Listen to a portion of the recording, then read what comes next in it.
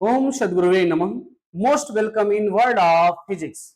आपके अपने YouTube channel United educators app में आपका स्वागत है। मेरे प्यारे, सब्सक्राइब, लाइक, शेयर, कमेंट का सिलसिला तो आप जारी रखे हुए हैं, लेकिन मेरे प्यारे, जो मोटिवेट करने का सिलसिला है ये भी आप जारी रखेंगे। और जैसा कि आपसे वादा था, तो आपका motion straight line chapter complete हो चुका है। एक्सरसाइज के न्यूमेरिकल्स की सीरीज आएगी बाद में, और मोशन इन प्लेन के भी चैप्टर कंप्लीट हो गया है एग्जांपल्स वगैरह के साथ। इसकी भी एक्सरसाइज की वन डे आपका वीडियो अपलोड हो जाएगा।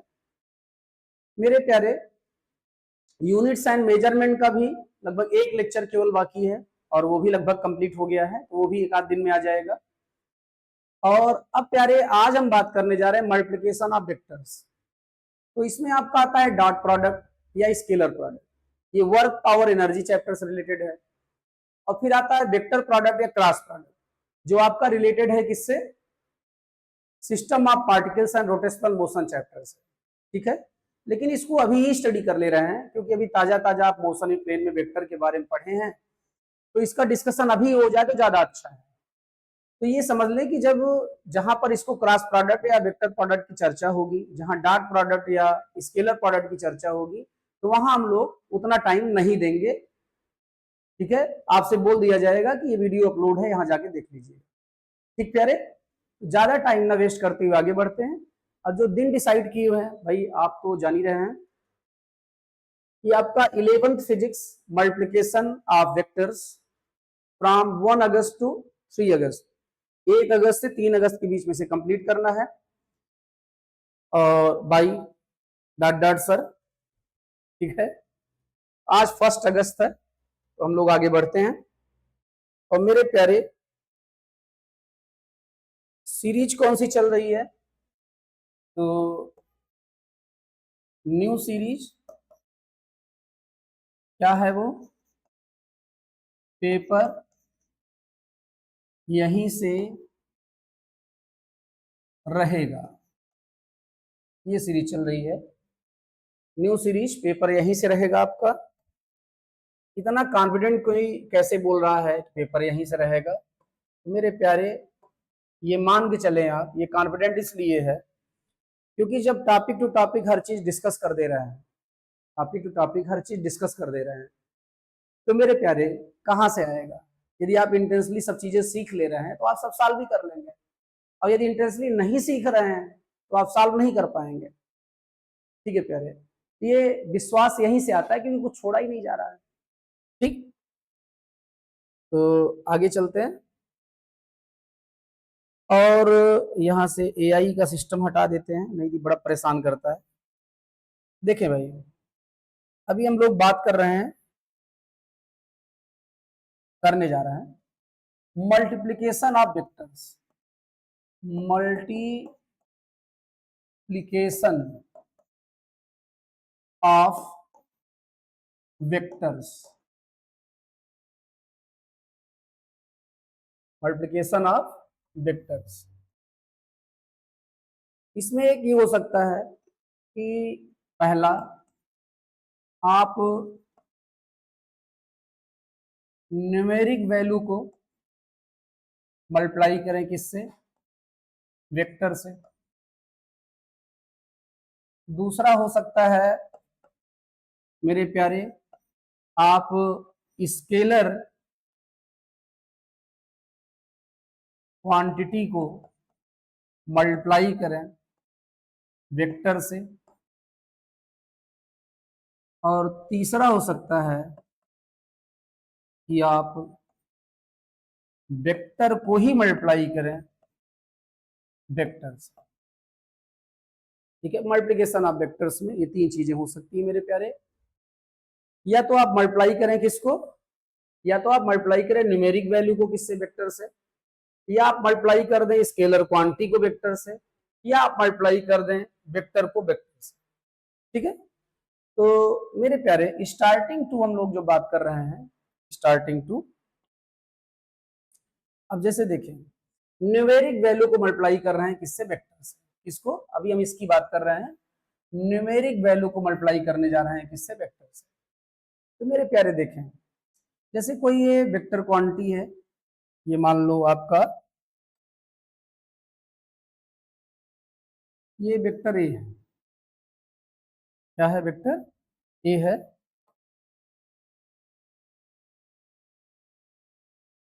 ये आपका वेक्टर ए है और इसकी लेंथ है 4 सेंटीमीटर। ठीक है, इसमें 2 से मल्टीप्लाई करेंगे, इसे मल्टीप्लाई करेंगे 2 से, ये हो जाएगा आपका 8 सेंटीमीटर। -2 से मल्टीप्लाई करेंगे, ये हो जाएगा आपका 8 सेंटीमीटर अपोजिट डायरेक्शन में। 2 से मल्टीप्लाई करेंगे तो जो मैग्नीट्यूड है उसका डबल हो गया, 4 था 8 हो गया, डायरेक्शन वही रही। -2 से मल्टीप्लाई कर रहे हैं तो क्या हो रहा है, डायरेक्शन अपोजिट हो रही है और मैग्नीट्यूड डबल हो जा रहा है। ठीक है, तो आप हमारे ख्याल से मामला समझ गए होंगे। ये आपका वेक्टर ए है, ये प्यारे आपका वेक्टर 2a है और ये वेक्टर -2a है। ठीक है, तो हमारे ख्याल से इसमें तो आपको प्रॉब्लम नहीं हो रही होगी। वेक्टर ए आपका 4 सेंटीमीटर था, इस डायरेक्शन में था। वेक्टर 2a भी 8 सेंटीमीटर हो गया, लेकिन इसी डायरेक्शन में रहा। लेकिन जब आप माइनस से मल्टीप्लाई किए तो डायरेक्शन इन्वर्ट हो गई, मैग्नीट्यूड ट्वाइस हुआ, या जितने से मल्टीप्लाई कर रहे थे 3 से मल्टीप्लाई करते थ्राइस होता, 2 से मल्टीप्लाई करते ट्वाइस होता मेरे प्यारे। तो न्यूमेरिक वैल्यू और वेक्टर के मल्टीप्लिकेशन में आपको कोई प्रॉब्लम नहीं होनी चाहिए। न्यूमेरिक वैल्यू से मल्टीप्लाई करेंगे तो यूनिट में कोई चेंज नहीं आएगा। जिस फिजिकल क्वांटिटी में, जिस वेक्टर क्वांटिटी में आप मल्टीप्लाई कर रहे हैं, उस वेक्टर क्वांटिटी के केवल न्यूमेरिक वैल्यू में चेंज आएगा। इसमें चेंज आएगा न्यूमेरिक वैल्यू में, और डायरेक्शन में चेंज हो सकता है। पॉजिटिव वैल्यू से मल्टीप्लाई कर रहे हैं, पॉजिटिव न्यूमेरिक वैल्यू से मल्टीप्लाई कर रहे हैं तो डायरेक्शन एज इट इज रहेगी। नेगेटिव न्यूमेरिक वैल्यू से मल्टीप्लाई कर रहे हैं, डायरेक्शन जस्ट अपोजिट हो जाएगी, और न्यूमेरिक वैल्यू की जो मॉड वैल्यू है उतना टाइम्स हो जाएगा। ठीक है, लेकिन सामने वाली फिजिकल क्वांटिटी चेंज नहीं होगी, वो जो है वही रहेगी। मतलब फोर्स है तो फोर्स रहेगी, एक्सेलरेशन है तो एक्सेलरेशन रहेगी, वेलोसिटी है तो वेलोसिटी रहेगी। ठीक है, फिजिकल क्वांटिटी नहीं चेंज होगी, उसकी यूनिट नहीं चेंज होगी, केवल न्यूमेरिक वैल्यू चेंज होगी, और डायरेक्शन या तो सेम रहेगी या तो इन्वर्ट हो जाएगी। क्यों प्यारे, कोई प्रॉब्लम इतने में नहीं रहती, नहीं है आपको। अब हम बात करते हैं, जब स्केलर क्वांटिटी को मल्टीप्लाई करेंगे किससे, वेक्टर से, स्केलर क्वांटिटी को वेक्टर से। अब आप कह सकते हैं सर ये कैसे हो सकता है, तो मेरे प्यारे फोर्स है एक वेक्टर क्वांटिटी, एक्सेलरेशन है एक वेक्टर क्वांटिटी, इसमें मास से मल्टीप्लाई कर दिए, इसे मल्टीप्लाई कर दिए मास से। तो वेक्टर क्वांटिटी पहले क्या थी आपकी, एक्सेलरेशन। क्या थी प्यारे, एक्सेलरेशन थी। अब मान लो एक्सेलरेशन है आपका ये, ठीक। अब एक्सेलरेशन में आप क्या किए, मास से मल्टीप्लाई कर दिए 3 kg से। किससे मल्टीप्लाई कर दिए, 3 kg से। तो 3 kg से जब मल्टीप्लाई कर देंगे आप तो प्यारे यहाँ 8 लिए हैं तो आपका हो जाएगा 3 से मल्टीप्लाई कर रहे हैं 24, कितना हो जाएगा 24। मेरे प्यारे जरा ध्यान दें आप, देखिए फोर्स था, क्या था, फोर्स था, नहीं ये फोर्स नहीं था, नालायकों कथा मत सुनो, ये एक्सेलरेशन था, एक्सेलरेशन वेक्टर था।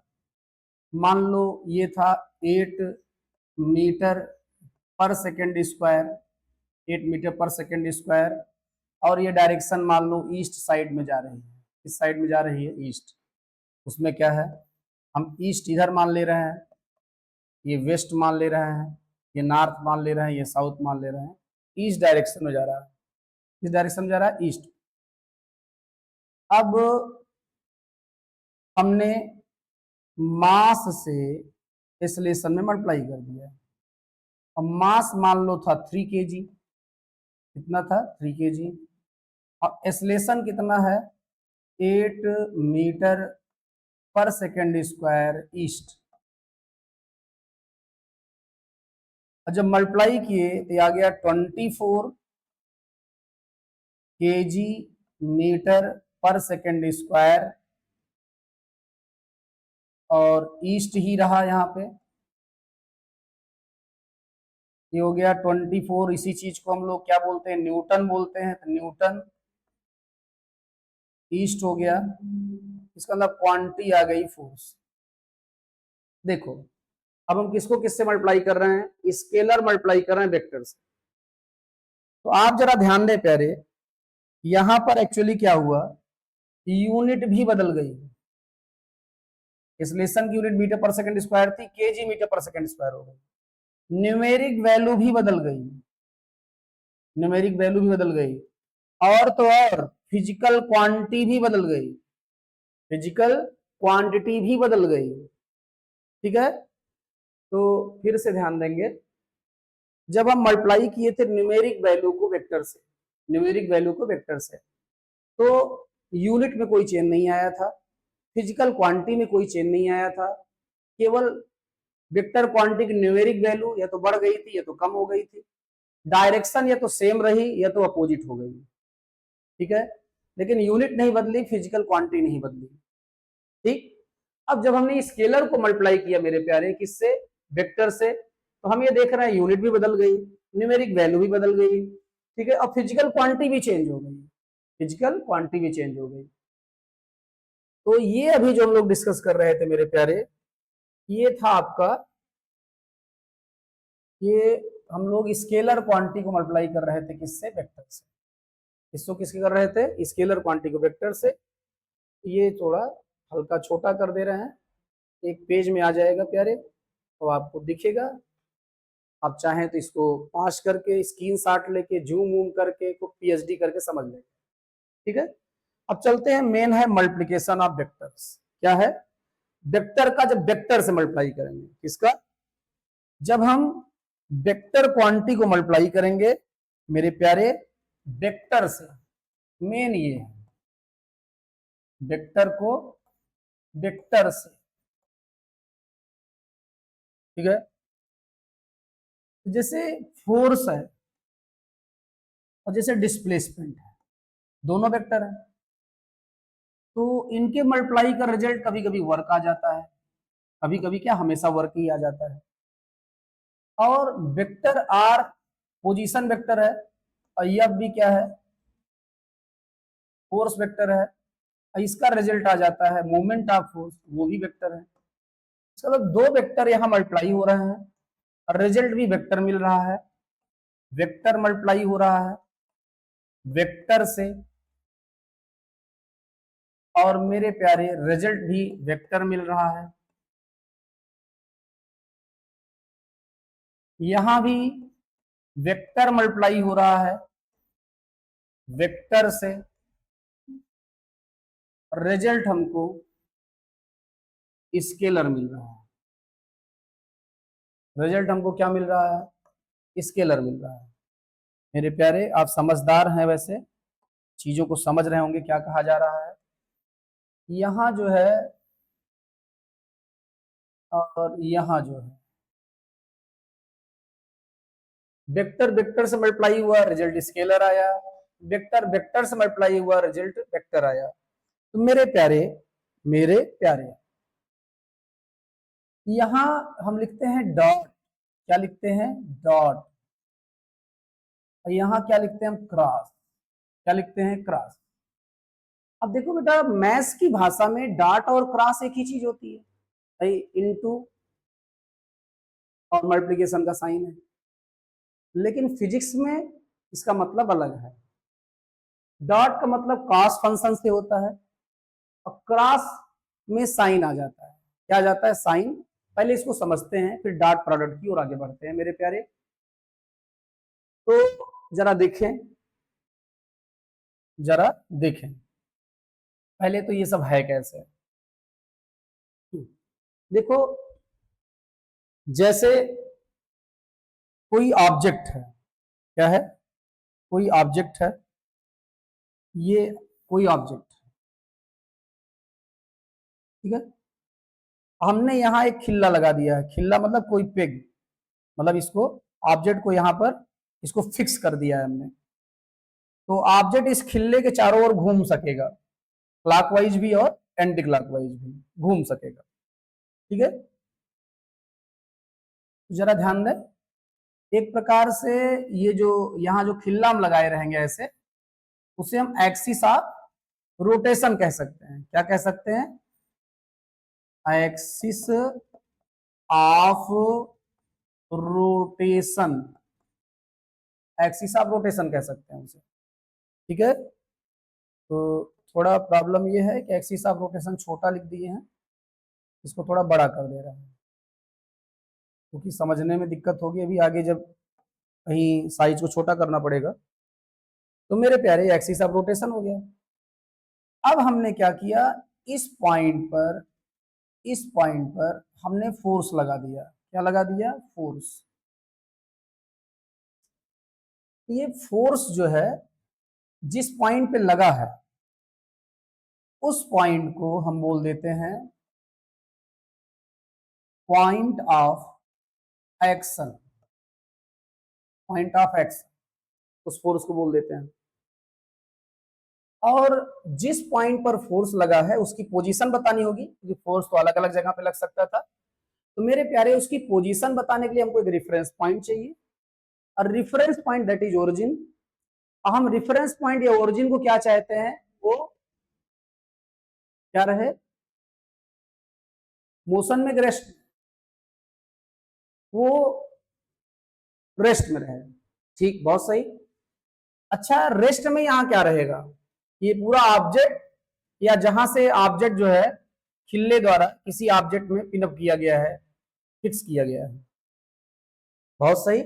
इसका मतलब एक्सिस ऑफ रोटेशन को ही हम क्या मान लेंगे? ओरिजिन मान लेंगे। क्या मान लेंगे? Origin. Axis of rotation origin मान लिए।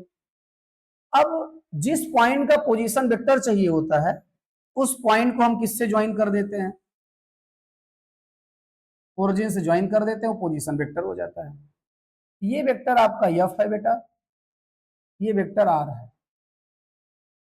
यहां अभी जो थोड़ी देर पहले बात हुई है, ये आर और एफ, ये वेक्टर आर है, ये वेक्टर एफ है, ठीक है। तो आर पोजीशन वेक्टर है, एफ भी पोजीशन वेक्टर है। इन दोनों का प्रोडक्ट क्या दे रहा है? मोमेंट ऑफ फोर्स दे रहा है। और एक्चुअली जब इसको सॉल्व करते हैं तो इसको आगे बढ़ा देंगे ऐसे हम लोग, ये आपका हो गया वेक्टर एफ। क्या हो गया? Vector F. और इसको आगे बढ़ा देंगे, इसको, ये हो जाएगा आपका वेक्टर आर। अब आप कहेंगे सर आगे क्यों बढ़ा दिए? तो मेरे प्यारे, ऐसा करने पे दोनों वेक्टर के टेल जो है एक जगह पे आ गए हैं, यहां पे दोनों के टेल आ गए हैं। अब चाहे हम सब्सट्रैक्शन करते हैं तो दो वेक्टर ऐसे ड्रा करते हैं जैसे उनका टेल एक ही जगह पे रहे। पैरेललोग्राम मेथड लगाते हैं तब भी दो वेक्टर ऐसे ड्रा करते हैं कि उनके टेल एक ही पॉइंट पे कोइंसाइड करें।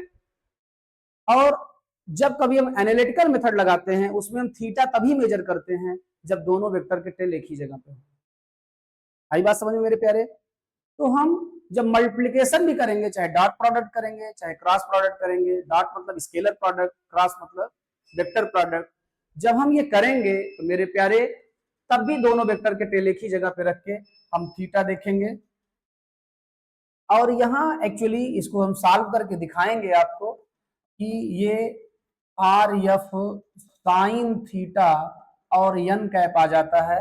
ये सब क्या है बाद में बात करेंगे जब वेक्टर प्रोडक्ट बात करेंगे। और इसी चीज को हम लिखते हैं r cross f, r cross f, ठीक है।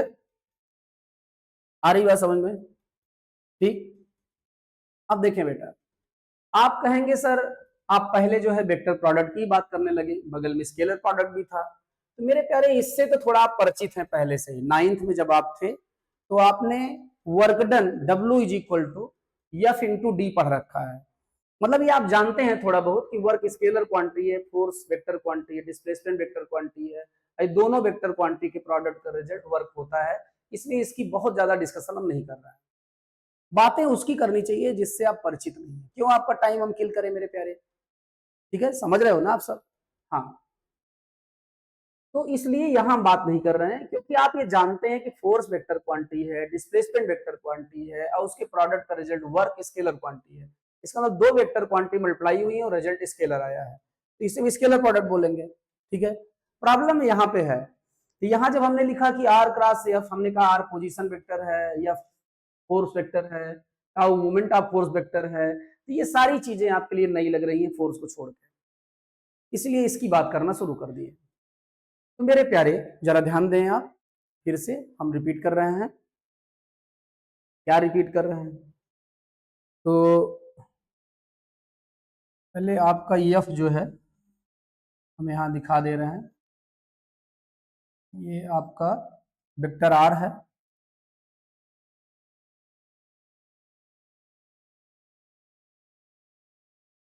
ये वेक्टर एफ है, ये एंगल थीटा है। अब देखिए मोमेंट ऑफ फोर्स एक्चुअली है क्या, ठीक है, आप अभी खुद ही समझ जाएंगे। तो मूवमेंट ऑफ फोर्स की बात हम कर रहे हैं। पहले आप अपनी उंगली में एक छल्ला डाल रहे हैं, क्या डाल रहे हैं? छल्ला। आप किए होंगे कभी, बस उसी वीडियो को प्ले करना है मेरे प्यारे। तो छल्ला आप डाल दिए, छल्ला क्या होगा, जहां है वहीं रह जाएगा या नीचे चला जाएगा? अच्छा, नीचे चला जाएगा, बहुत सही। कौन लेग गया? धरती मां ग्रेविटी लेग गई पागल। कौन लेग गया? ग्रेविटी। तो अब ग्रेविटी छल्ले को नीचे लेके चली गई। अब आप इसको उंगली ऐसे घुमाएं, ऐसे। कौन सा वाइज है आपकी तरफ से? Anti clockwise. कौन सा वाइज है? Anti clockwise. एंटी क्लॉकवाइज छल्ले को घुमाएं आप छल्ला देखो ऊपर उठने लगता है, ज्यादा तेज घुमाओ तो बाहर भी निकल जाता है। इसका मतलब जब हमने छल्ले को एंटी क्लॉकवाइज घुमाया तो छल्ला ऊपर जाने लगा, जबकि ग्रेविटी किधर ले जा रही थी? छल्ले को नीचे ले जा रही थी, और छल्ला ऊपर जाने लगा। इसका सीधा सा मतलब है मेरे प्यारे, क्या मतलब है इसका? सीधा सा मतलब है मेरे प्यारे कि कोई फोर्स, हाँ, डेवलप हो गया, और जो ग्रेविटी का अपोज कर रहा है, मतलब किधर लग रहा है? अपवर्ड डायरेक्शन लग रहा है। किधर लग रहा है? अपवर्ड डायरेक्शन लग रहा है, वर्टिकली अपवर्ड डायरेक्शन लग रहा है मेरे प्यारे, ठीक। और जिसको जो कब एग्जिस्टेंस में आया? मूवमेंट के बाद, मूवमेंट के बाद, रोटेशन के बाद, इसीलिए उस फोर्स को रोटेशनल फोर्स कहते हैं या मूवमेंट ऑफ फोर्स कहते हैं, ठीक है। अच्छा, अब क्लॉकवाइज घुमा दो छल्ले को, क्लॉकवाइज, क्लॉकवाइज घुमा दो। क्लॉकवाइज जब घुमाएंगे तो छल्ला जाके यहां फंस जाता है, घूम नहीं करता है। इसका मतलब क्लॉकवाइज घुमाने पे क्या हुआ होगा? हाँ बोलो बेटा, ग्रेविटी किधर काम कर रही है? नीचे। ग्रेविटी किधर काम कर रही है? नीचे। और वो जो रोटेशन के बाद फोर्स आया था, रोटेशन के बाद जो फोर्स आया था, जिसे आप रोटेशनल फोर्स या मूवमेंट ऑफ फोर्स कहे थे, वो भी नीचे लगने लगा। वो भी किधर लगने लगा? नीचे लगने लगा। ग्रेविटी का साथ दे दिया, इसलिए छल्ला नीचे चला गया। इसका मतलब पहली बात तो इसका नाम मोमेंट ऑफ फोर्स क्यों है? क्योंकि मूवमेंट के बाद एग्जिस्टेंस में आया। इसका नाम रोटेशनल फोर्स क्यों है? क्योंकि रोटेशन के बाद एग्जिस्टेंस में आया, ठीक है। इसकी डायरेक्शन कभी ऊपर हो रही है, कभी नीचे हो रही है। इसका मैग्नीट्यूड क्या होगा? रोटेशन या मूवमेंट की स्पीड पर डिपेंड कर रहा है, ठीक है। इसका मतलब मूवमेंट ऑफ फोर्स या रोटेशनल फोर्स आपका क्या है? एक वेक्टर क्वांटिटी है, क्योंकि इसमें डायरेक्शन मैग्नीट्यूड दोनों चल रहा है मेरे प्यारे। अब बेटा ध्यान दें, अभी फोर्स जैसे लगाया गया है ऑब्जेक्ट पे, जैसे इस ऑब्जेक्ट पे जो फोर्स लगाया गया, ये फोर्स, यदि ये यहां पर, ये मान लो एक्सिस ऑफ रोटेशन है, ये फोर्स इसको कैसे घुमाएगा? हाँ मेरे प्यारे, कैसे घुमाएगा? एंटी क्लॉकवाइज घुमाएगा। कैसे घुमाएगा? Anti clockwise. अभी जब आप एंटी क्लॉकवाइज घुमा रहे थे, एंटी क्लॉकवाइज, तो मूवमेंट ऑफ फोर्स किधर जा रहा था? ऊपर जा रहा था, ठीक है। तो एंटी क्लॉकवाइज यदि यहां भी घूम रहा है तो मूवमेंट ऑफ फोर्स किधर चला जाएगा? आउटवर्ड चला जाएगा। किधर चला जाएगा? आउटवर्ड। जरा ध्यान देंगे प्यारे, एंटी क्लॉकवाइज, एंटी क्लॉकवाइज जब छल्लवा घुमा रहे थे तो छल्लवा ऊपर जा रहा था। इसका मतलब मूवमेंट ऑफ फोर्स किधर काम कर रहा था प्यारे? ऊपर काम कर रहा था। रोटेशनल फोर्स किधर काम कर रहा था? ऊपर काम कर रहा था, ऊपर ऊपर। अब आप यदि ये वाला एंटी क्लॉकवाइज घुमा रहे हैं, ये आउटवर्ड काम करेगा, कैसे काम करेगा, आउटवर्ड काम करेगा, आउटवर्ड। ठीक है, इसका मतलब मोमेंट ऑफ फोर्स की जो डायरेक्शन होगी आउटवर्ड होगी। इसका मतलब मोमेंट ऑफ फोर्स की जो डायरेक्शन है वो वेक्टर आर से और वेक्टर एफ से 90 डिग्री एंगल बनाएगी। कितना एंगल बनाएगी, 90 डिग्री एंगल बनाएगा। तो ये जो मोमेंट ऑफ फोर्स है उसी की डायरेक्शन को रिप्रेजेंट करने के लिए ये यन कैप है। इसका यन नाम इसलिए है क्योंकि नॉर्मल है ये। यन कैप मतलब यूनिट वेक्टर, कैप मतलब यूनिट वेक्टर, यन मतलब normal to the both vector r and f. ठीक है, तो यन कैप क्यों लिखा जा रहा है ये समझ गए होंगे आप। ठीक मेरे प्यारे, और जो है अभी यही मामला क्या होता, आप किधर घुमा देते, ऐसे क्लॉकवाइज। क्लॉकवाइज घुमाए थे जब, तो छल्ला किधर जा रहा था, नीचे जा रहा था। छल्ला नीचे जा रहा था, मूवमेंट ऑफ फोर्स नीचे था। तो क्लॉकवाइज घुमाएंगे तो यहाँ मूवमेंट ऑफ फोर्स अंदर चला जाएगा, अंदर भी चला जाएगा तब भी वो आर और एफ से 90 डिग्री एंगल बनाएगा मेरे प्यारे। इसीलिए यहाँ पे आपका यूज हो रहा है क्या, एन का। ठीक है, अब ये साइन कहां से आ गया, ठीक है, ये साइन कहां से आ गया, तो हम लोग अभी वेक्टर प्रोडक्ट जब पढ़ने लगे तब हम बात करेंगे।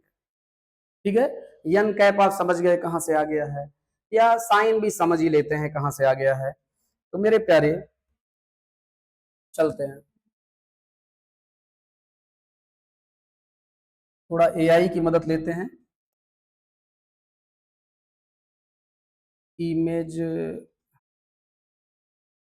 ऑफ डोर,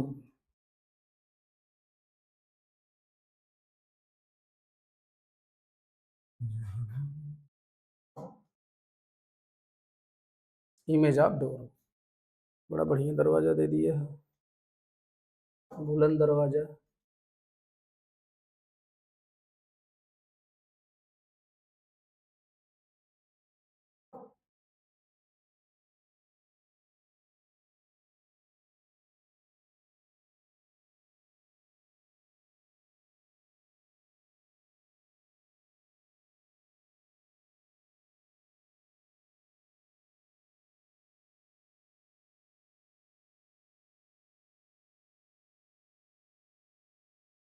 भैया हो, इमेज ऑफ डोर आ गया आपके सामने।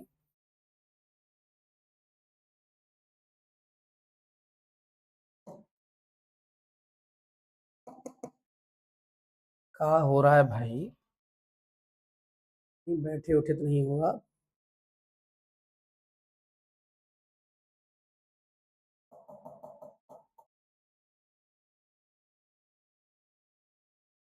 फिर से एक बार ट्राई करते हैं,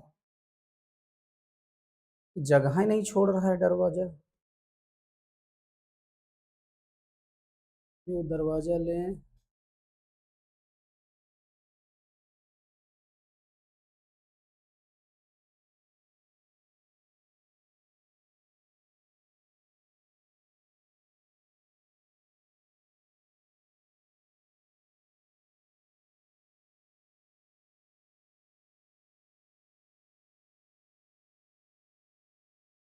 खुल गया दरवाजा भैया। अब देखें बेटा, ये डोर है, लो, तो ये दरवाजा खुल गया क्या,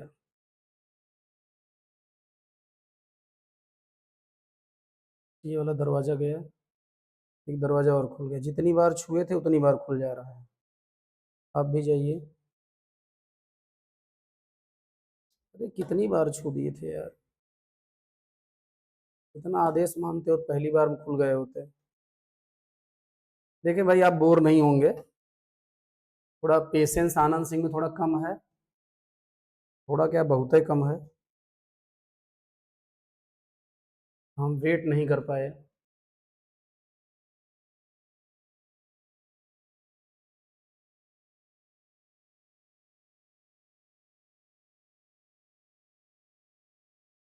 ठीक है, दरवाजा दिख रहा है आपको, हाँ बेटा ध्यान दें। अब अभी हम यन कैप की बात कर ही लिए हैं, अब हम बात करते हैं कि मूवमेंट ऑफ फोर्स का जो फार्मूला होता है उसमें साइन कहां से आ गया। तो actually tau is equal to, tau vector quantity है तो जानी गए, बराबर होता है normal gap between, normal gap between axis of rotation, axis of rotation and line of action of force. ठीक है, और फिर इनटू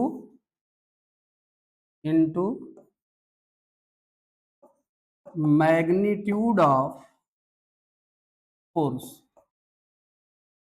एन कैप की बात कर ही चुके हैं, अभी थोड़ी देर पहले आ गया था। तो मेरे प्यारे ध्यान दें, अब जरा ये फार्मूला सही भी है कि नहीं सही है, तो इसी को समझने के लिए डोर और रखा गया है यहाँ पे।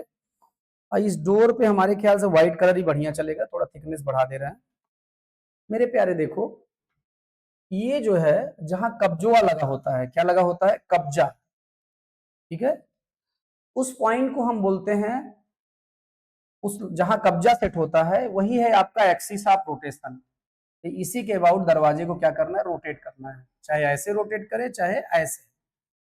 तो दरवाजा जब बंद करेंगे तो ऐसे, खोलेंगे तो ऐसे। ठीक है, तो ये आपका हुआ मेरे प्यारे एक्सिस ऑफ रोटेशन। क्या हुआ, एक्सिस ऑफ रोटेशन हुआ ये। और मान लो कभी फोर्स हम यहां लगाएंगे, दरवाजे को यहां धक्का देंगे, तो एक्सिस ऑफ रोटेशन और ये पॉइंट ऑफ एक्शन हो जाएगा। इस पॉइंट को क्या बोल देंगे हम, पॉइंट ऑफ एक्शन। तो पॉइंट ऑफ एक्शन, और यहां से फोर्स ऐसे लगाए तो line of action of force हो जाएगा। इसका मतलब इस गैप को ही हम क्या बोल देंगे, आर बोल देंगे। क्या बोल देंगे, आर। तो मेरे प्यारे यहाँ टाउ इज इक्वल टू हो जाएगा, पेशेंस रखो भाई, टाउ इज इक्वल टू हो जाएगा आर। आर क्या है, normal gap between axis of rotation and line of action of force. ये देखिए जो हम अभी ये आप लिखे हैं, पेन लिए हैं, तो ये पेन आपका फोर्स की डायरेक्शन है, तो line of action of force है, और ये एक्सिस ऑफ रोटेशन है। अब दोनों के बीच का आर जो गैप है वो यहां से भी 90 बना रहा है, और एक्सिस ऑफ रोटेशन से भी 90 बना रहा है, मतलब यहां भी 90 बन रहा है और यहां आप 90 देख ही रहे हैं। ठीक है, इसका मतलब आर क्या है, नॉर्मल गैप है between line of action of force and axis of rotation. ठीक है, आर लिख उठा इसकी जगह पे। अब मैग्नीट्यूड ऑफ फोर्स हो गया, अब फिर क्या हो गया, एन कैप हो गया।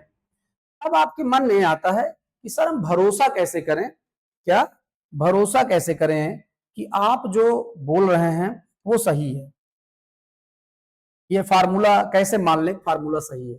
बेटा जाहिर सी बात है कि अब आपका यफ यहां लगा है, आप देख ही रहे हैं यफ यहां लगा है। ठीक है, और यही पे आपका line of action of force है, एक्सिस ऑफ रोटेशन है, पहले ही बात हो चुकी है। ठीक है, लिख भी देते हैं, ये आपका एक्सिस ऑफ रोटेशन है, एक्सिस ऑफ रोटेशन है ये आपका, ये जो पॉइंट है, ये पॉइंट आपका पॉइंट ऑफ एक्शन है। और यहाँ जो फोर्स है इसको नहीं खींच पा रहे हैं क्योंकि ये बाहर की ओर ऐसे नॉर्मल रहेगा, ये line of action of force है। Line of action of force और एक्सिस ऑफ रोटेशन के बीच का नॉर्मल गैप आपका आर है, इंटू एफ बराबर 0। अब आप ये जानते हैं, क्या जानते हैं, किसी भी काम को करने के लिए एक मिनिमम तो हमको चाहिए, मिनिमम तो हमको चाहिए। जैसे if you have to pass 11 then you have to score 23 out of 70। ठीक है, कम से कम 23 तो स्कोर ही करना है आउट ऑफ 70 फिजिक्स में। क्यों प्यारे, अब आप 24 पा जाओ, 30 पा जाओ, 17 70 पा जाओ तब थोड़े प्रॉब्लम है, लेकिन 23 से कम हो तो प्रॉब्लम है। ठीक है, तो किसी भी दरवाजे को खोलने के लिए या बंद करने के लिए मेरे प्यारे जो है, किसी भी दरवाजे को खोलने के लिए या किसी भी दरवाजे को बंद करने के लिए मेरे प्यारे ध्यान दीजिएगा, क्या ध्यान देंगे, एक मिनिमम अमाउंट तो चाहिए ही।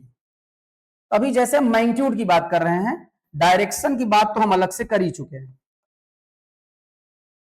आर और एफ। अभी केवल हम मॉड वैल्यू की बात कर रहे हैं। मान लो वो है 24, क्या है 24, तो यदि 1 है यार तो 24 होगा एफ, 2 है यार तो 12 होगा एफ, 3 है यार तो 8 होगा एफ, ठीक है, और 4 है यार तो 6 होगा एफ। आप जरा देखें मेरे प्यारे, यहां आर धीरे धीरे बढ़ता जा रहा है, यफ जो है धीरे धीरे कम होता जा रहा है। ठीक है, फिर से आर 1 2 3 4 बढ़ता जा रहा है, अब फोर्स 24 12 8 6 मतलब कम होता जा रहा है। आप जरा ध्यान दो, जब आप दरवाजा जो है, जैसे ये एक्सिस ऑफ रोटेशन है, ये दरवाजे क्या है, एक्सिस ऑफ रोटेशन है, ठीक है। एक्सिस ऑफ रोटेशन से जब आप दूर फोर्स लगाते हो, दूर आर ज्यादा होता है, अब आर जब ज्यादा होता है तो उस समय आपको फोर्स कम लगाना पड़ता है, और जैसे जैसे आप एक्सिस ऑफ रोटेशन की ओर बढ़ते हो तो फोर्स आपको ज्यादा लगाना पड़ता है। आप देखो जब दरवाजा आप खोलते हो तो दरवाजा आप जहां एक्सिस ऑफ रोटेशन है, जैसे जहां एक्सिस ऑफ रोटेशन है उससे दूर आप हाथ लगा के खोलते हो, ठीक है। जैसे मान लें ये आपका दरवाजा है, यहाँ कोई लंबी चीज नहीं दिख रही है, तो जो दरवाजा है आपका, मान लें हमारा हाथ है दरवाजा है, तो ये एक्सिस ऑफ रोटेशन है ये, क्योंकि इसी के और रोटेशन हो रहा है, तो आप यहां फोर्स लगाते हैं यहां, क्योंकि आप देखिएगा हाथ देख रहे हैं ना, ये जहां हाथ मुड़ा है इसे हम एक्सिस ऑफ रोटेशन मान रहे हैं, क्या मान रहे हैं, एक्सिस ऑफ रोटेशन। तो आप यहां फोर्स लगाते हैं, यहां फोर्स लगाते हैं तो आर ज्यादा होता है और एफ कम लगता है, ठीक। आप यहां फोर्स लगाएंगे आर कम हो जाएगा और एफ ज्यादा लगेगा, एक्सिस ऑफ रोटेशन के और पास चले जाएंगे तो आर और कम हो जाएगा और एफ और ज्यादा लगाना पड़ेगा।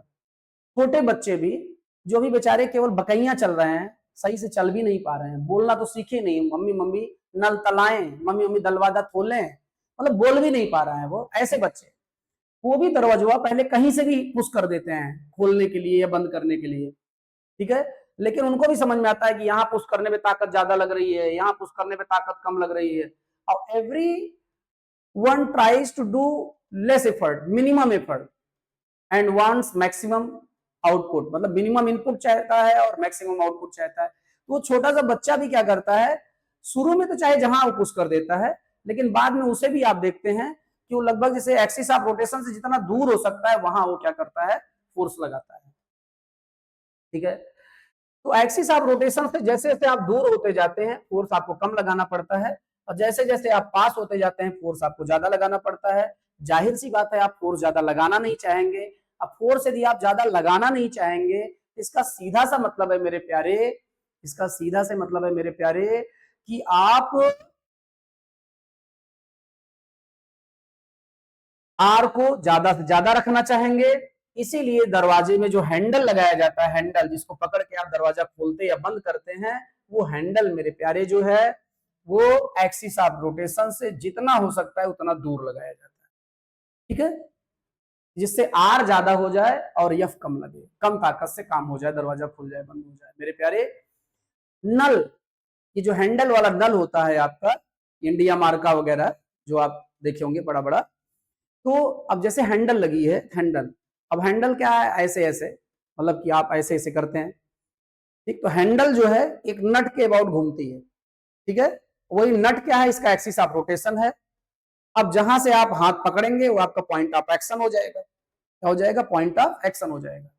अब बेटा जरा देखो, आप नल कहां से हाथ पकड़ चलाते हो, जहां वो नट है वहां से, या एक्सिस ऑफ रोटेशन से दूर हाथ लगाते हो, हाँ एक्सिस ऑफ रोटेशन से दूर हाथ लगाते हो। आप इतना सही क्यों बोल रहे हो, इसका मतलब कोई वीडियो आपके मन में था उसको आप प्ले कर दिए, ठीक प्यारे। अब जरा ध्यान दें, अब जरा ध्यान दें आप, वो छोटा बच्चा जो अभी सीधा चलना उलना खड़े होना सीख लिया लेकिन अभी भी बोलना सही से नहीं सीख पाया, थोड़ा बहुत तुतलाता है, और अक्सर हमें आपको वो काम करने का मन कहता है मेरे प्यारे जिसके लिए हमको रोका जाता है या जो हम अभी नहीं कर सकते हैं। अक्सर ये होता है, जो चीज पर्दे में होती है वो अच्छी लगती है, जिस चीज के लिए रिस्ट्रिक्शन होता है मन उधर ही जाता है बार बार।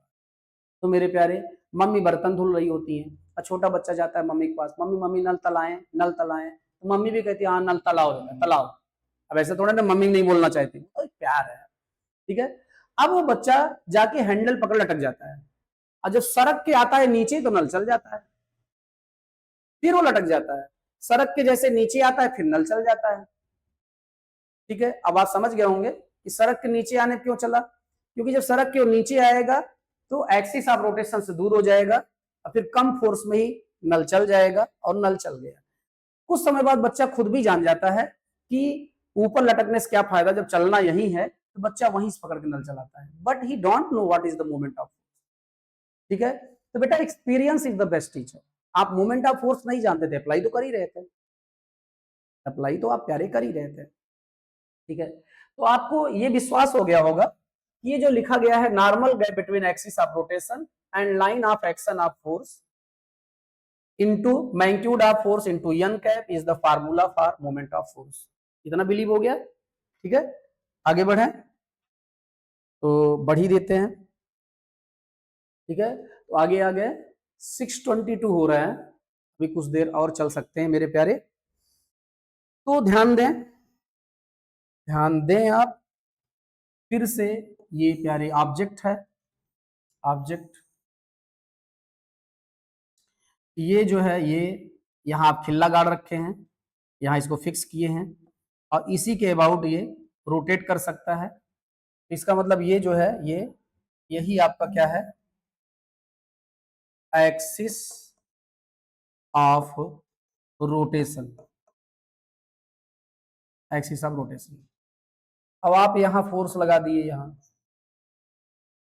ये फोर्स जो आप लगाए ये हो गया आपका line of action of force.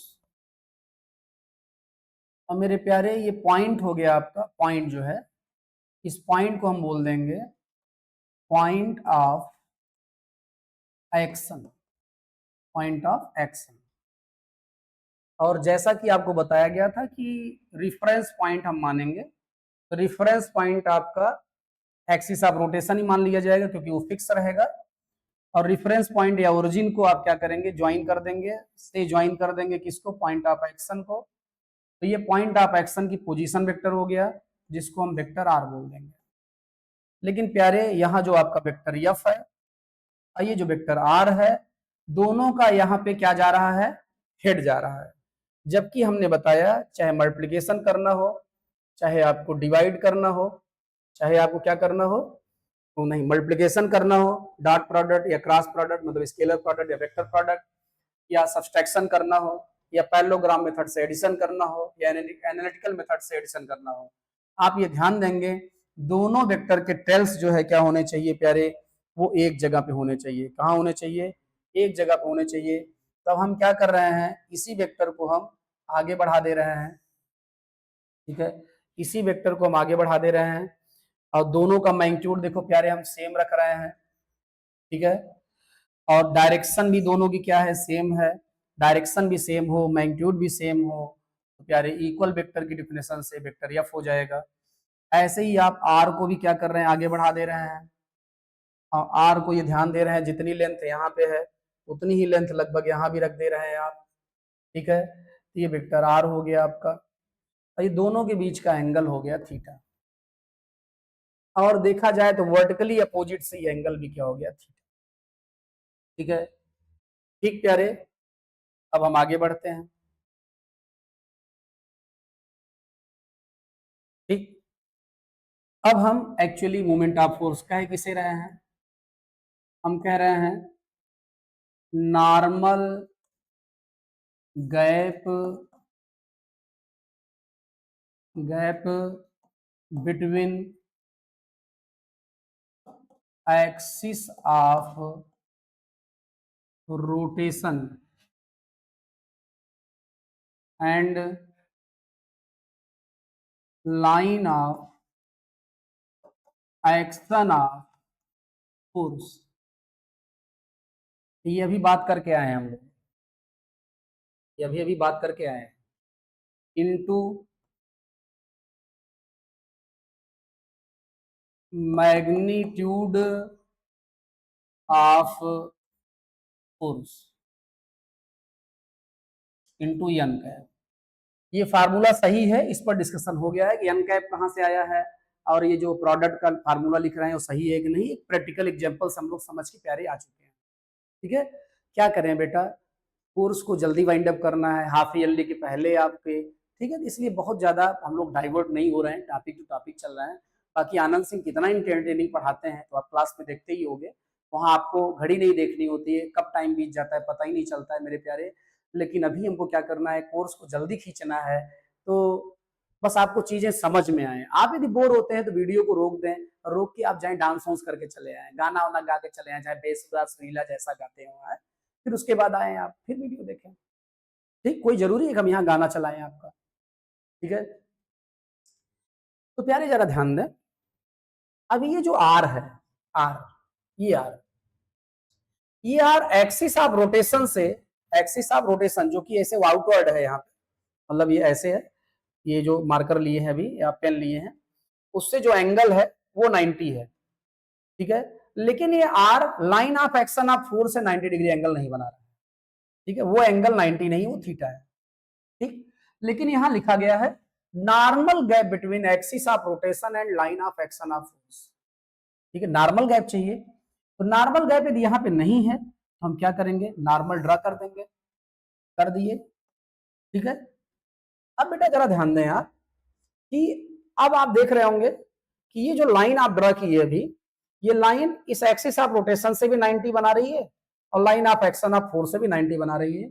इसका मतलब ये जो पहला वाला ब्रैकेट लिखा गया है उसकी जगह पे आप ये लिख सकते हैं क्या, मान लो ये पॉइंट आपका ओ है, क्या है, मान लो क्या, हाई है, क्योंकि रेफरेंस पॉइंट माने हैं, तो ये पॉइंट ए है। ठीक है, और इस पॉइंट को हम मान ले रहे हैं बी है, ओ A B, O A B. तो मेरे प्यारे आप टाउ इज इक्वल टू लिख सकते हो, ये normal gap between axis of rotation of and line of action of force वाले ब्रैकेट की जगह पे आप ओ ए लिख सकते हो। क्या लिख सकते हो, ओ ए। और मैग्नीट्यूड ऑफ फोर्स की जगह पे क्या लिख सकते हो, एफ। और एन कैप है ये मेरे प्यारे, एन कैप तो है ही है। अब बेटा जरा ध्यान दें, अब देखें, आपको ये लग रहा होगा कि सर बड़ा लिखे थे अब तो बड़ा छोटा हो गया। तो हो गया छोटा यार, ये तो अच्छी बात है, छोटा हो गया मेरे प्यारे। अब ये ओ ए की वैल्यू चाहिए। ओ ए एक राइट एंगल ट्रायंगल का पार्ट है। वो राइट एंगल ट्रायंगल क्या है, ओ ए और बी, राइट एंगल ट्रायंगल है ओ ए और बी। अब उसमें ओ ए जो है एंगल का फ्रंट है, ओ ए इज द परपेंडिकुलर, क्योंकि एंगल का फ्रंट परपेंडिकुलर होता है, 90 का फ्रंट हाइपोटेनस होता है। तो यहाँ जो आर है वो हाइपोटेनस है, अब परपेंडिकुलर अपॉन हाइपोटेनस होता है आपका साइन थीटा। बहुत सही। तो मेरे प्यारे O A is equal to हो जाएगा r sine theta, r sine theta. तो यहाँ ओ ए की जगह पर लिख दिया गया आर साइन थीटा, एफ आई है, ये हो गया एन का। और इसे हम लिख सकते हैं tau is equal to r f sine theta और एन का, या इसे आप लिख सकते हैं tau is equal to vector r cross f. Cross मतलब वेक्टर प्रोडक्ट का हम लोग पहचान बना दिए हैं, तो क्रॉस हो जाएगा वो, ये रिजल्ट आ गया और ये रिजल्ट आ गया। क्रॉस प्रोडक्ट या वेक्टर प्रोडक्ट क्या फॉलो कर रहा है, साइन क्यों फॉलो कर रहा है आपने देख लिया। ठीक है, ये फार्मूला सही था, उसी से आगे बढ़े, साइन आ गया। ठीक, अब ये एन कैप कैसे निकालते हैं, एक रूल होता है right hand thumb rule, right hand thumb rule. अब जैसे आप आर क्रॉस एफ करेंगे, क्या करेंगे, आर क्रॉस एफ, तो आप आर से एफ जाएंगे, कहां से कहां जाएंगे, आर से एफ जाएंगे। एक रास्ता इधर से जाने का है आर से एफ, एक रास्ता इधर से जाने का है आर से एफ। ठीक है, जाहिर सी बात है आप शॉर्टकट पसंद करेंगे। तो आपने सिलेक्शन किया क्लॉकवाइज का, क्या सिलेक्शन किया, क्लॉकवाइज का। शॉर्टकट था आर क्रॉस एफ के लिए, आर क्रॉस एफ है तो आर से एफ जाएंगे, एफ क्रॉस आर होगा तो एफ से आर जाएंगे। तो क्लॉकवाइज आप डिसाइड किए, तो राइट हैंड के फिंगर्स को रैप करो और वो रैप करने से आपको क्लॉकवाइज दिखे, क्या दिखे, वैसे क्लॉकवाइज नहीं डिसाइड किए हैं आप प्यारे, हाँ आप सही बोल रहे हैं, ये एंटी क्लॉकवाइज आप डिसाइड किए हैं, क्या डिसाइड किए हैं, एंटी। नालायकों, जो इसको क्लॉकवाइज मान लिए थे उनके यहाँ घड़ी ऐसे चलती है क्या, है घड़ी ऐसे चलती है, ये क्लॉकवाइज है, ये एंटी क्लॉकवाइज है। तो आप अपने फिंगर्स को, राइट हैंड के फिंगर्स को, राइट हैंड जानते हो ना, उसके फिंगर्स को आप ऐसे करोगे, और जब ऐसे करोगे उसके फिंगर्स को, ठीक है, तो थंब बाहर चला जाएगा, इसका मतलब मूवमेंट ऑफ फोर्स बाहर की ओर हो जाएगा, अभी बाहर की ओर था भी, इसका मतलब जब एंटी क्लॉकवाइज रोटेशन होगा मूवमेंट ऑफ फोर्स बाहर की ओर होगा, और क्लॉकवाइज रोटेशन होगा मूवमेंट ऑफ फोर्स किधर होगा, अंदर की ओर होगा। तो आप ध्यान देना, क्या ध्यान देना है, डायरेक्शन कैसे निकालेंगे आप, डायरेक्शन मेरे प्यारे आप निकालेंगे राइट हैंड थंब रूल से, ठीक है, ए क्रॉस बी है तो ए से बी जाएंगे, बी क्रॉस ए है तो बी से ए जाएंगे, शॉर्टकट सेलेक्ट करेंगे, पहले डिसाइड करेंगे क्लॉकवाइज है एंटी क्लॉकवाइज है, ठीक है, अब फिर फिंगर्स को क्या करेंगे, राइट हैंड के ऐसे रैप करेंगे, जो आप डायरेक्शन डिसाइड किए रहेंगे वो मिल जाए, क्लॉक डिसाइड किए तो क्लॉक मिल जाए, क्लॉक, एंटी क्लॉक डिसाइड किए तो एंटी क्लॉक मिल जाए, अब फिर थंब डायरेक्शन बता देगा, हम क्या बता देगा, डायरेक्शन, ठीक है। आगे बढ़ते हैं, और आगे बढ़ते हैं, अब आगे बढ़ के हम क्या बात कर रहे हैं, यहां पर एक ब्लॉक रखा हुआ है, अब किसी हॉरिजॉन्टल प्लेन पे है वो ब्लॉक, और इसमें एक रस्सी बंधी हुई है, उस रस्सी को हम ऐसे खींच रहे हैं, ये फोर्स की डायरेक्शन हो गई, और क्या ऑब्जेक्ट वो हवा में जाएगा, नहीं, ऑब्जेक्ट आगे जाएगा, ये डिस्प्लेसमेंट डायरेक्शन हो गई, और इस लाइन ऑफ एक्शन आप फोर्स को पीछे कर दें तो यहाँ एक एंगल बन जाएगा, उसे बोल दिया जाएगा थीटा, क्या बोल दिया जाएगा, थीटा। और यफ का कंपोनेंट, यफ का कंपोनेंट किस डायरेक्शन में, डिस्प्लेसमेंट की डायरेक्शन में हो जाएगा यफ कॉस थीटा, और इसका कंपोनेंट ये वाला हो जाएगा यफ साइन थीटा। आपको बताया गया जिधर से एंगल दिया रहे कास हो जाता है, जिधर से नहीं दिया रहे वो साइन हो जाता है, तो आप ये अच्छे से जानते हैं, ठीक है प्यारे। अब आप जब नाइन्थ में थे, कहां पे थे, नाइन्थ में, तो नाइन्थ में जब आप थे, तो नाइन्थ में मेरे प्यारे ऑब्जेक्ट ऐसे रखा जाता था, ऑब्जेक्ट ऐसे रखा जाता था, फोर्स भी इधर ही लगाते थे हम, और डिस्प्लेसमेंट भी इधर ही होता था। एक प्रकार से नाइन्थ में आप ये पढ़े थे, W is equal to f और डी, एफ डी मतलब force in direction of displacement, displacement. और यहां एक चीज और जोड़ दें आप, वो क्या,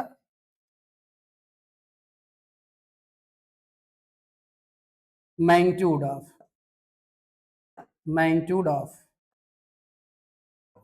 तो magnitude of force in direction of displacement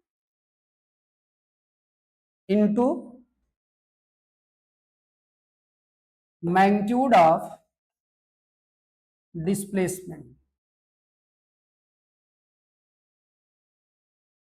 ठीक है, magnitude of, magnitude of force in direction of displacement और मैग्नीट्यूड ऑफ डिस्प्लेसमेंट, क्यों कह रहे हैं, क्योंकि यहाँ एफ और डी लिखा गया, वेक्टर नहीं लगा, इसका मतलब मैग्नीट्यूड है। तो ये आप नाइन्थ में पढ़े थे, कहां पढ़े थे, नाइन्थ में, उसी नाइन्थ वाले फार्मूले से आगे बढ़ जा रहे हैं हम लोग, इसी फार्मूले को यूज कर रहे हैं। अब W इज इक्वल हो जाएगा force in direction of displacement है F cos theta, F cos theta हो गया, और डिस्प्लेसमेंट का मैग्नीट्यूड है डी,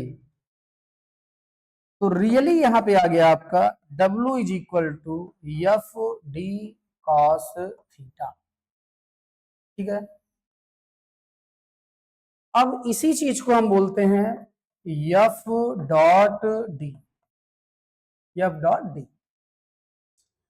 अब आपको ये समझ में आ रहा होगा, वैसे समझ में आ ही रहा होगा आपको। अब जैसे ये था डिस्प्लेसमेंट, क्या था, डिस्प्लेसमेंट था, और ये क्या था आपका, फोर्स था। दोनों के बीच का एंगल क्या था, थीटा था। दोनों के बीच का एंगल क्या था, थीटा था।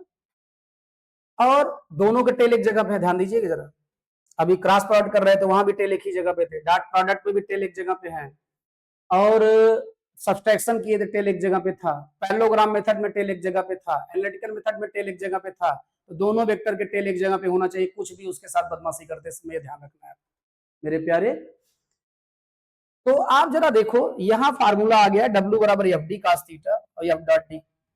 आप कहेंगे कि सर इसका मतलब 9th में गलत बताया गया था। बेटा 9th में गलत बताया गया होता तो 9th की जानकारी के बेस पे ही तो ये फार्मूला लिखा गया और उसी से यहां तक आए हैं। तो आप कह सकते हैं सर 9th में तो cos थीटा उटा नहीं था, यहां आप cos थीटा ला दिए। तो मेरे प्यारे देखो, 9th में आप sin cos tan cot sec cos sec trigonometric ratio के बारे में पढ़े नहीं थे, ठीक है। तो आप छोटे थे प्यारे, टीचर को चाहे जितना नॉलेज रहा होगा आपके, तो आपको उतना ही नॉलेज दे सकता है जितनी तुम्हारी क्षमता है।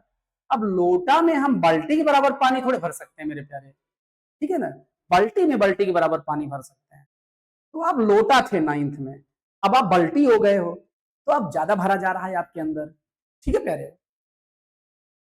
तो जरा ध्यान दो, तो बाल्टी ध्यान दो जरा। आप कहोगे सर ये 9th वाले फार्मूले से सर अलग है, हम नहीं मानेंगे सर ये। तो बेटा देखो 9th वाले फार्मूले से ही तो प्यारे हम आगे बढ़े हैं और ये आया है, ठीक है। लेकिन फिर भी चलो देखते हैं। 9th वाले में दोनों का हेड, दोनों का हेड एक डायरेक्शन में होता था। क्या होता था, एक डायरेक्शन में होता था। आप जरा देखो, ये जो फार्मूला लिखा है आपका, ये फार्मूला, ये आपका डिस्प्लेसमेंट है और ये आपका फोर्स है, और दोनों के बीच का एंगल है थीटा, इसी के लिए फार्मूला है ये, ठीक है।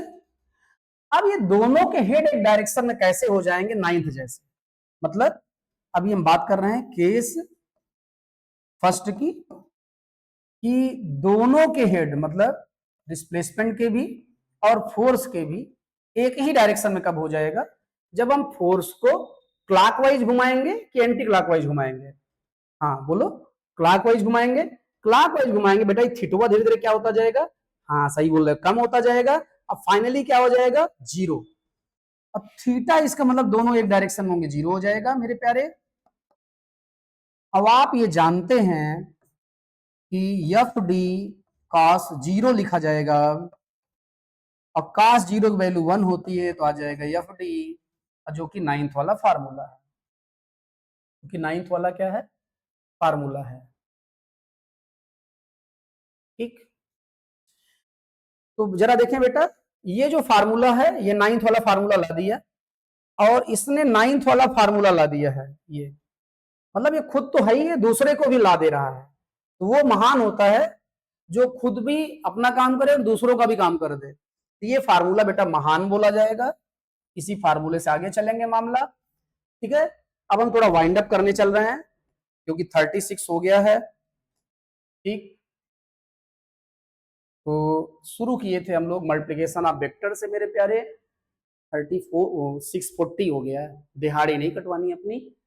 तो न्यूमेरिक वैल्यू को मल्टीप्लाई किए थे वेक्टर से, स्केलर क्वांटिटी को वेक्टर से, वेक्टर को वेक्टर से, और फिर वेक्टर को वेक्टर से मल्टीप्लाई किए तो एक बार रिजल्ट वेक्टर आ गया। जब वेक्टर और वेक्टर को मल्टीप्लाई करें रिजल्ट वेक्टर हो जाए, तो ऐसे प्रोडक्ट को हम वेक्टर प्रोडक्ट या क्रॉस प्रोडक्ट बोलते हैं, और ये साइन फॉलो करता है, हम लोग देख चुके हैं, ठीक है। और जब वेक्टर वेक्टर मल्टीप्लाई किया गया यहाँ पे तो वर्क आ गया जो कि स्केलर था। जब दो वेक्टर का मल्टीप्लिकेशन हो रिजल्ट स्केलर हो जाए तो इसे हम स्केलर प्रोडक्ट कहते हैं, डॉट प्रोडक्ट करते हैं कहते हैं, और ये फॉलो करता है कॉस, ठीक है। क्या फॉलो करता है, कॉस। तो हमने ये देखा था कि आपका वेक्टर प्रोडक्ट क्या फॉलो किया था, साइन फॉलो किया था, ये दिखाया गया था कैसे।